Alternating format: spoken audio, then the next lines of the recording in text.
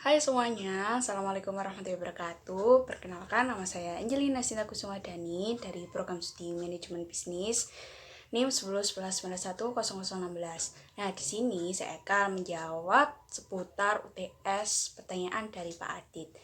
Saya akan menjawab pertanyaan nomor 1. Nah, pertanyaan nomor 1. Ini kedua-duanya sangat penting untuk melakukan pemasaran dan penjualan. Nah, untuk alasan pemasarannya tersendiri itu agar masyarakat itu bisa mengetahui akan kualitas produk kita dan memperkuat kepada masyarakat itu agar produk kita itu bisa terpercaya. Dan untuk alasan penjualnya itu supaya kita itu mendapatkan keuntungan atau profit dari produk, barang, dan jasa yang sudah dihasilkan oleh adanya suatu produk tersebut. Oke, saya akan melanjutkan menjawab pertanyaan yang nomor 2, yakni strategi pemasaran DFNSK agar mampu bersaing. Yang pertama adalah menawarkan kendaraan yang berkualitas agar dapat dipercaya oleh masyarakat Indonesia. Dan yang kedua adalah mempertahankan nilai kualitas agar tidak diambil oleh para pesaing-pesaing lainnya.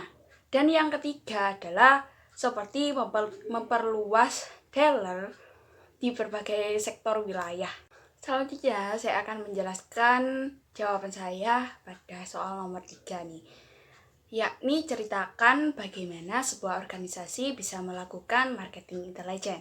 Nah, para manajer pemasaran biasanya itu melakukan intelijen pemasaran dengan mencari sebuah informasi pemasaran seperti di surat kabar, wawancara dengan konsumen, pemasok, dan para tenaga kerja lainnya. Dan untuk contohnya adalah perusahaan mengirim spesialis untuk mengumpulkan intelijen pemasaran sebagai pembeli. Nah, para pembeli catering makanan ini dapat mengetahui harga barang dan kualitas produksinya. Saya akan menjelaskan jawaban saya nomor 4. Pentingkah riset pemasaran itu? Nah, jawaban saya ini sangat penting. Nah, karena riset pemasaran itu untuk mengetahui bagaimana akan adanya kebutuhan pasar akan suatu produk, barang, dan jasa. Nah, untuk contohnya sendiri, saya mengambil contoh UMKM usaha catering makanan nih.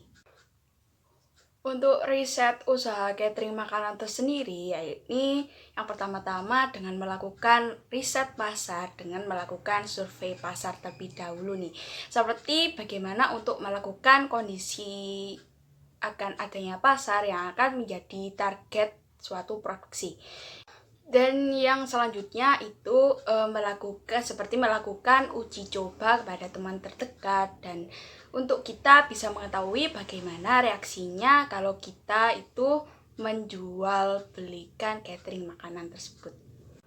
Selanjutnya nomor 5, saya akan menjelaskan jawaban saya nomor 5, yakni bagaimana mengukur kepuasan pelanggan pada produk UMKM yang dijual offline. Tentunya yang pertama-tama itu mensurvei kepuasan pelanggan.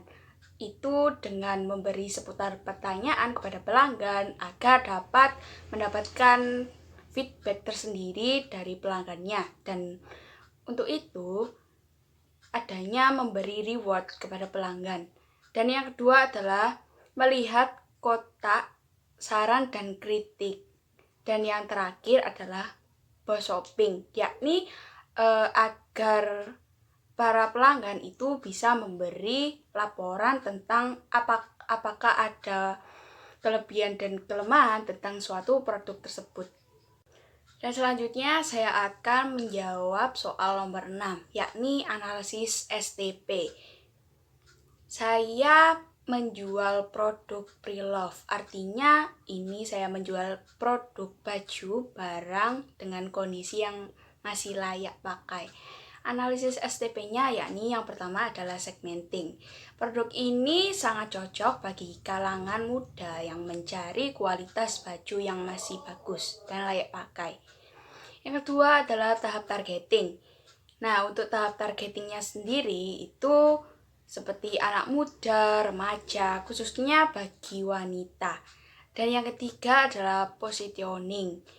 Harus bisa membandingkan harga dan kualitas. Nah, dan untuk harganya sendiri itu harganya lebih murah dan sangat terjangkau. Nah, kualitasnya ini masih layak pakai dan bagus.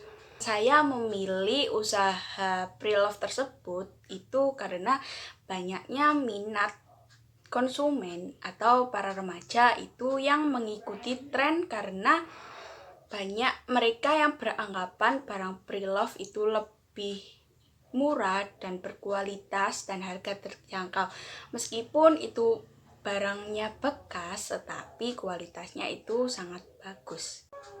Dan yang terakhir, saya akan menjawab soal nomor 7 nih. Bagaimana Anda membuat brand equity dari produk yang Anda buat nih? Yang pertama-tama, saya tentunya membangun identitas brand tersebut. Membangun identitas merek yang kuat dan berkualitas itu akan memperoleh suatu kepercayaan tersendiri kepada para pelanggan, yakni diambil dari citra yang akan dibangun dari sebuah brand. Dengan adanya citra sebuah brand itu tentunya akan membuat produk kita itu semakin kuat dan bisa memenuhi kebutuhan pasar. Dan yang ketiga adalah menciptakan perspektif pelanggan yang positif.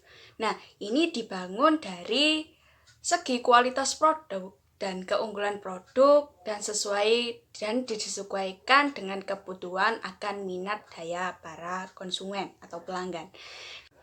Dan yang keempat adalah membangun ikatan yang mendalam terhadap pelanggan.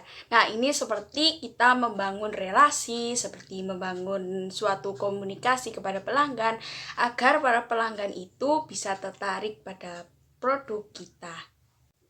Sekian jawaban dari UTS Manajemen Pemasaran dari saya. Apabila ada kesalahan, mohon dimaafkan. Terima kasih. Wassalamualaikum warahmatullahi wabarakatuh.